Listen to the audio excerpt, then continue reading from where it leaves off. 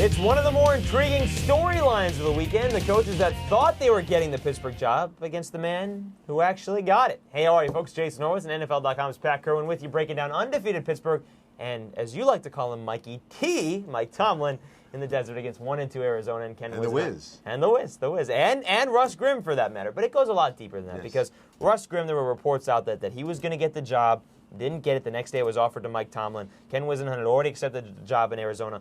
You know these guys very well. You talk to them on your radio show every week.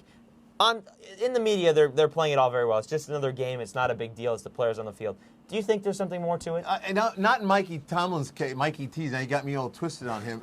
He's just coaching his brand new football team in his first. The other two guys, they were Pittsburgh Steelers guys, and both of them I think really would have liked to have that job. But they're gone on now. So if this was opening day, this would have been a clever opening game ceremony. But by now, Kenny Whisenhunt and Grimm have been wearing the red clothes long enough that they forgot about it. But here come their old team. So there's going to be some emotion here. There's going to be some.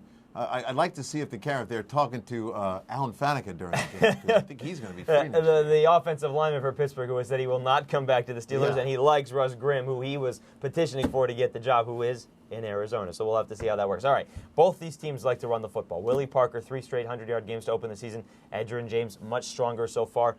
But Pittsburgh's defense is so much better than that is of Arizona. So Willie Parker has the bigger game? Willie Parker, I think, will have the big game. Talk to Clancy Prendergast, the defensive coordinator of the Cardinals. They are schemed up now to stop the run first. And, the opportunity that the coach has to go down the hall and talk to the other former Steeler coaches about how to play this guy, corral him, because he busts out, you're gone. The other side, I don't have as much optimism for Edgerrin James. You're looking at a Steeler team that hasn't given up a 100-yard rusher in 28 games. I don't think they're going to start now with Edgerrin James. Well, we'll see how that goes. But he is important for them to at least to try and establish the run. Now, the other situation here with Arizona is you've got Kurt Warner, who came in and led them back last week against Baltimore, took over for Matt Leinart, who was benched twice in that ball game.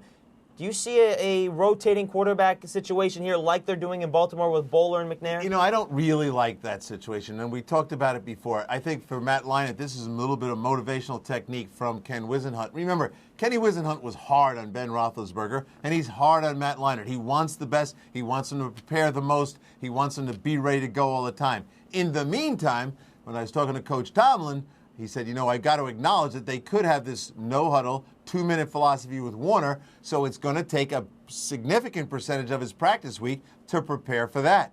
It wouldn't surprise me one bit if Warner doesn't play at all. Now, I think they'd like to play him, but to force your opponent to practice something is good for the other guy. I think Leinart gets the first shot if he's out there and he's smooth, and there's another big storyline in this game, and that's the vertical passing attack against the Steeler corners. That's the one thing we don't know about this great Steelers start. How those corners going to hold up, because the Colts, the Patriots, and the Bengals, 3 teams that want to attack in the air, are going to look closely at how these corners handle this game. And that means Anquan Boldin, and that means Larry Fitzgerald, and we'll see how that plays out. All right, those two guys are part of the AccuScore Prediction, all mathematical, 10,000 tests, spits out 10,000 results, and here's what it says in this game. Well, the computer's not too worried about the corners. 73% of the time, the Steelers won the game on computer.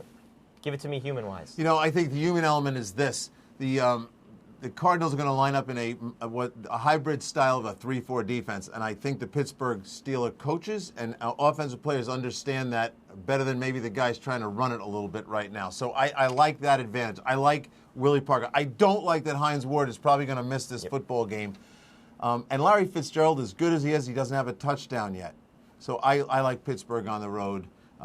Because this team has fallen in love with their head coach, and they want to play hard too. And on top of it, you maybe not have Hines Ward, but you got a couple of tight ends that are playing very well in Pittsburgh. All right, the Steelers, great opportunity here. They have not started 4-0 in the last 28 years. That's what they're going for. The game kicks off at 4:15 p.m. Eastern on CBS. For more on this game or any other in Week 4, be sure to check out all the previews on CBSSports.com and all over the CBS Audience Network. For Pat Kerwin, I'm Jason Horowitz. Take care.